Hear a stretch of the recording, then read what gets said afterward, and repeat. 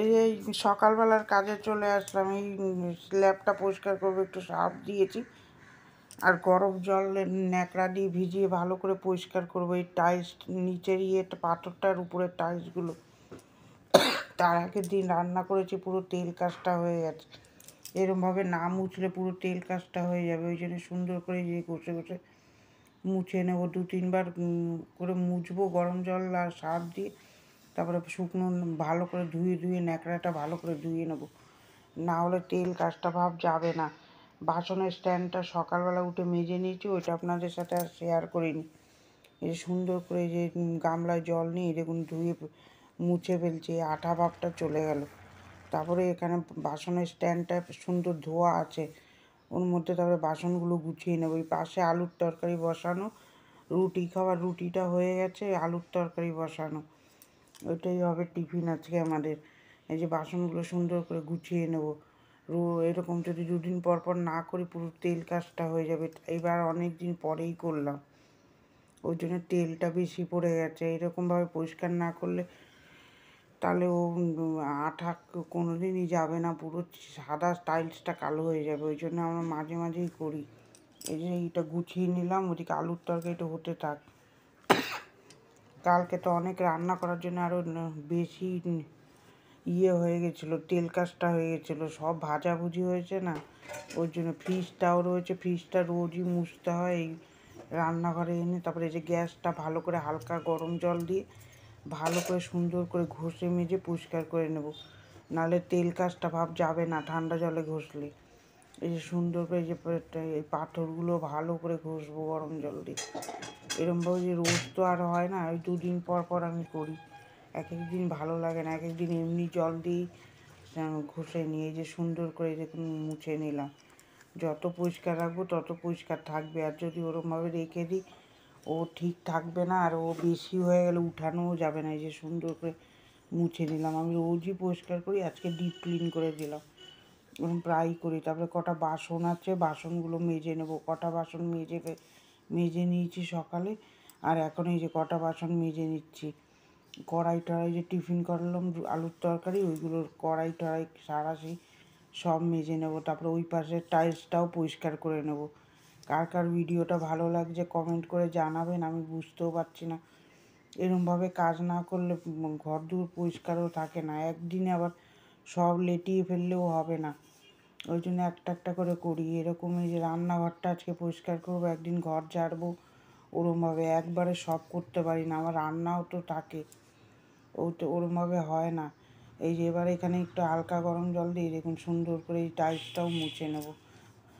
কালকে রান্নার পরে অত পরিষ্কার করতে পারিনি, কালকে দেখলেন তো অত কিছু রান্না করেছি, ওই হালকা সার্ফ জল দিয়ে মুছে রেখেছিলাম, তাও পরিষ্কার হয়নি। এগুলো অনেকটা সময় লাগে, গরম জল দিয়ে ঘষে ঘষে উঠাতে লাগে। আজকে সকালবেলায় সময় পেলাম করে দিলাম, তারপরে তো রান্নায় যেতে হবে আবার একটুকুনি করে। আমরা তো আর ঘরে রান্না হলে যে কোনো কিছু করলে হয়ে যায়, হোম ডেলিভারি রান্না যে কোনো কিছু করলে হবে না, ওই জন্য এই রান্না তো সবই করতে হবে। ফাঁকে ফাঁকে দেখুন পরিষ্কার করে ফেললাম, পরিষ্কার করে এই আলুর তরকারি আর রুটি করে নিয়েছি। বাইরের থেকে একটু আওয়াজ আসতে পারে, সকালবেলা ভয়েসটা দিচ্ছি তো ওই জন্যে। গুড মর্নিং, কেমন আছেন? আশা করছি ভালো আছেন, আমিও ভালো আছি। এই এখন কটা বাজে? 10:30। 10:30 থেকে ব্লগটা আরম্ভ করলাম।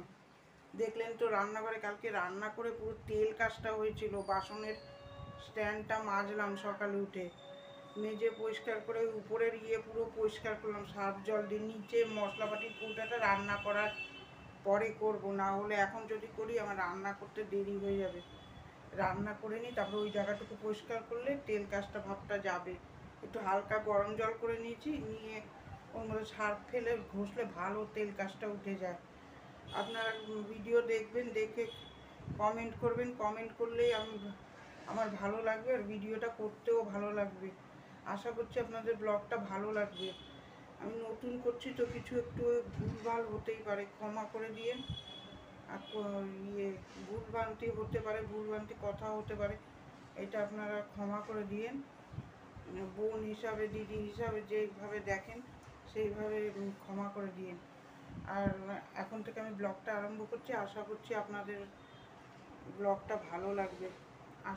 আশা করছি ব্লগটা পুরো দেখবেন আপনারা, আর একটু শেয়ার করে দেবেন বন্ধুবান্ধবের কাছে। আর যদি ভালো লাগে আমার এই ছোট্ট পরিবারের কাছে সাথে থেকে যাবেন, ছোট্ট একটা পরিবারের সাথে আমার সাথে থাকবেন, সাবস্ক্রাইব করে আমার পাশে থাকবেন।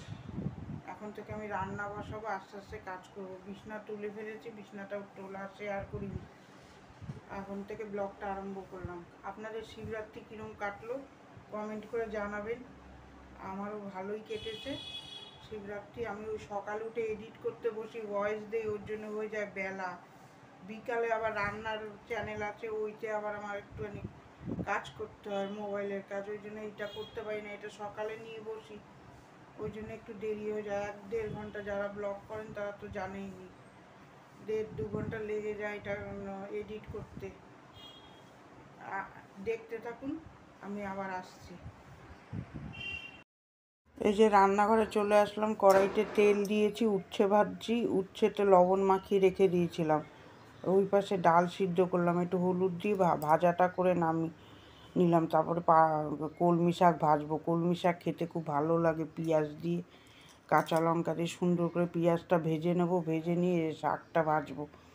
শাকটা ভাজা খেতে খুব ভালো লাগে। আর ওই পাশে কুকারে আমি বসিয়েছি, ওই পেঁপের তরকারি করব, ছোলার ডাল দিয়ে সিদ্ধ বসিয়েছি। এইটা খেতে ভালো লাগে, নিরামিষ তরকারি। তারপরে এই যে লবণ দিলাম স্বাদ মতন, আর একটুখানি হলুদ দেবো। শাকে অনেকে হলুদ দেয় না, কিন্তু আমি দেবো একটুখানি, দিয়ে সুন্দর করে ভাজা করব। খেতে খুব ভালো লাগে। ওই যে কুকারে সিটি পড়ছে, এরপর ওখানে কুকারটা নামিয়ে রেখে ওখানে শাক ভাজা বসিয়ে দাঁড়িয়ে থাকি না আমি একটু সময়ও। ওই বাসনগুলো মেজে নেবো, কটা বাসন বেরিয়েছে, এগুলো সব মেজে নেবো। দাঁড়িয়ে থাকলে আমার আরও বেলা হয়ে যাবে। মাঝে মাঝে বাসনগুলো মাজি, নাহলে তো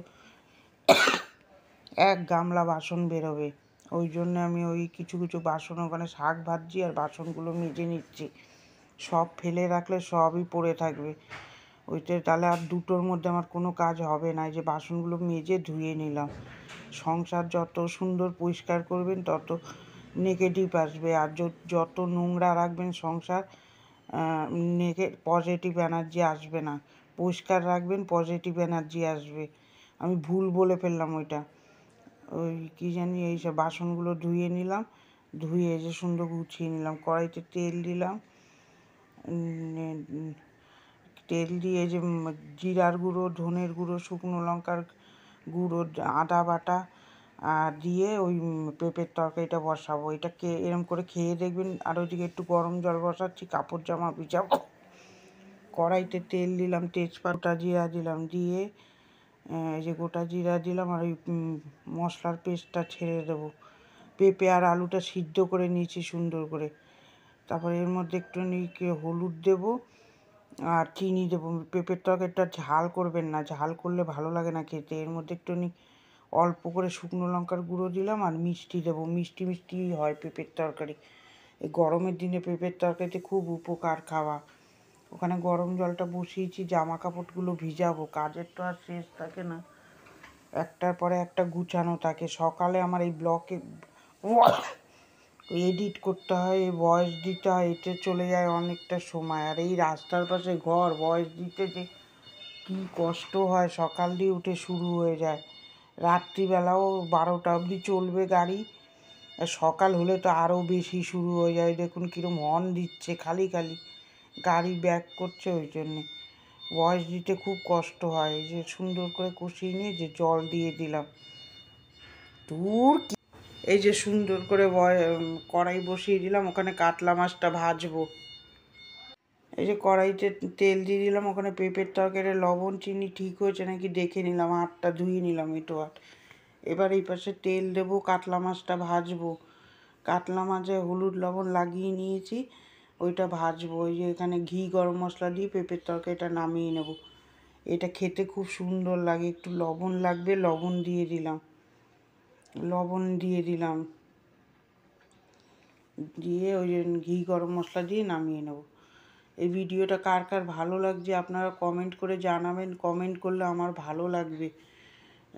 তাহলে আমার ভিডিওটা করতে খুব ভালো লাগবে। আপনারা যদি আমার উপকার করেন তাহলেই আমি ইউটিউবে একটু জায়গা করতে পারবো, আর না হলে তো হবে না। আপনারা আমার একটু হেল্প করুন। কড়াইতে তেল দিলাম, তেজপাতা গোটা জিরা দিয়ে ভালো করে মশলাটা কষিয়ে নেবো। পেঁয়াজ আদা বাটা টমেটো বাটা দিয়ে, তারপর স্বাদ মতন লবণ দেবো। আপনারা যদি একটু উপকার করেন তাহলে ইউটিউবের জায়গা করে নিতে পারবো আমি। লাঞ্চ মেনুতে হচ্ছে ভাত, মুসুরির ডাল, পালং শাক, কলমি শাক ভাজা, পেঁপের তরকারি আর কাতলা মাছের ঝোল। এই যে মাছটা ভালো করে কষিয়ে নিলাম। এই যে পেঁয়াজের গন্ধটা কাটিয়ে হলুদ দেবো, শুকনো লঙ্কা বেটে দিয়েছি, ওই জন্য আর করলাম না। তারপরে চলে আসবো মাছের ঝোলটা বসিয়ে। যে বসে থাকি না, একটার পরে একটা কাজ আমার লেগেই থাকে। যে বোতলগুলো এই দেখুন মেজে নিচ্ছি। তার আগের দিন রান্না করাতে পুরো সব কিছু তেল কাজটা আমার এরকম নোংরাভাবে আমি থাকতে পারি না। ওই জন্য আমি এই যে সব আজকে দেখুন পরিষ্কার করছি। আমার শরীর কিন্তু পুরোপুরি ঠিক হয়নি। দেখুন ভয়েসটা কীরকম হচ্ছে, গলার মনে হয় শ্বাসের মতন উঠছে ঠান্ডায়। ভয়েস দিতে খুব কষ্ট হচ্ছে, কাশি হচ্ছে। সর্দিটা কমে গেছে কিন্তু কাশি কমেনি মাঝে মাঝে। আর ঘরের কাজে তো আমার জল ঘাটতেই হবে, জল না ঘাটলে তো হবে না। সব বসে থাকবো আর কতদিন। ওই জন্য এইভাবে কাজ করে যাচ্ছি। জল ঘাটা হচ্ছে মনে হয়, ওর জন্যে সর্দিটা বসছে না। এখন প্রায় সবার ঘরেই এই সিজন ফিভার, জ্বর, সর্দি লেগেই আছে। এই গলার ভয়েসটা দেখুন আমার কীরকম হয়ে যাচ্ছে মাঝে মাঝে। ভয়েস দিতে খুব কষ্ট হচ্ছে। এই যে সুন্দর করে মেজে নিলাম বোতলগুলো, এরমভাবে তেল কাজটাগুলো চলে যায়। এই নোংরা বোতলে জল খেতেও তো ভালো লাগে না। এই যে গরমকাল এসছে, এখন তো ফ্রিজে ঢুকাতে হবে বোতল। আর ওই ওরমভাবে রেখে দিলে একবারে সব করবো, ওরম করলে ময়লা আর কাটে না। তারপরে চলে গেলাম এই যে মশলাপাটির কৌটার জায়গাটা পরিষ্কার করব। কালকে একদম ঠিক করেই নিয়েছিলাম এই তেল কাজটা উঠিয়েই ছাড়বো আমি। এই কালকে রান্না করেছি না, পুরো সব জায়গায় তেল তেল হয়ে আছে। এমনি জল দিয়ে পরিষ্কার করলে হবে না, হালকা গরম জল দিয়ে যে উপরটা ভালো করে মশলার কৌটার জায়গাটা মুছে নিলাম। তারপরে ভালো করে ন্যাকড়া ধোবো আর মুছবো। ওই যে মুছেই যাচ্ছে দেখুন পরিষ্কার করে। তারপরে কৌটাগুলো আজকে অত সুন্দর করে ধুতে পারিনি, অল্প করে মুছে রেখে দিয়েছি। তারপরে ওই জলে আবার গরম জল করে এই যে রান্নার ন্যাকড়াগুলো ভিজিয়ে দিয়েছি। একটার পরে একটা দেখুন আমি গুছিয়ে নিয়েছি। ওই সার্ফের জলটা ফেলবো কেন, ওর মধ্যে এই ন্যাকড়াগুলো, রান্নার ন্যাকড়া সব ফুটিয়ে নিলাম গ্যাসে বসিয়ে। ফুটিয়ে নিয়ে যে কেচে দিচ্ছি। একটু গরম জল দিয়ে কাচলে বেশ পরিষ্কার হয়। সুন্দর করে ধুয়ে নেব। ওদিকে আমার বর আজকে কাপড়টা কেচে দিচ্ছে, আমি আর করে পাচ্ছি না, ঠান্ডা লেগেছে, অত জল ঘাটলে কমবে না। ওই জন্য আমার বর কেচে দিচ্ছে আজকে ওই কাপড় জামাগুলো। এইগুলো এবার ধুয়ে নেব ভালো করে। ওর খাবার দাওয়া হয়ে গেছে, চলে এসছে দিয়ে। ঘরটা ওর মধ্যে আমি মুছে নিয়েছি। ঘর মোছার কি রোজ রোজ শেয়ার করবো, ওগুলো আর শেয়ার করিনি। ওর জন্য এইগুলো করলাম, এইগুলো আপনাদের সাথে শেয়ার করলাম। এই যে সুন্দর করে এইগুলো ধুয়ে মেলে দেবো। মোটামুটি কাজ সবই হয়ে গেল। আমার বড় ওদিকে ওই কাপড়গুলো কাচছে, আমি রান্নার কাপড়গুলো কাচলাম। এরমভাবে মিলেমিশে কাজ না করলেও সংসারটা দুজনেরই, একজনের না। ওই জন্য দুজন মিলেমিশে কাজ করলে ওর কাজ যে আমি করে দিই, আমার কাজও করে দেয়। এরকম মিলমিশ না থাকলে ভালো লাগে না। এই যে বেলকুনিটা দেখুন সুন্দর করে মেলে দিলাম, রান্নাঘরটা এই যে পরিষ্কার করে দিয়েছি। এই দেখলেন তো, এবার ভিডিওটা আমি এন্ড করে দেবো, দেখতে থাকুন। আমার গলার অবস্থা দেখুন কীরকম হয়ে রয়েছে। ভিডিওটা ভালো লাগলে কমেন্ট করে জানাবেন। ভালো থাকবেন, সুস্থ থাকবেন। কালকে আবার একটা নতুন ব্লগ নিয়ে চলে আসবো। ভালো লাগলে একটা লাইক দেবেন আর সাবস্ক্রাইব করে আমার পাশে থাকবেন। কালকে একটা নতুন ব্লগের সাথে দেখা হচ্ছে। Tata tata.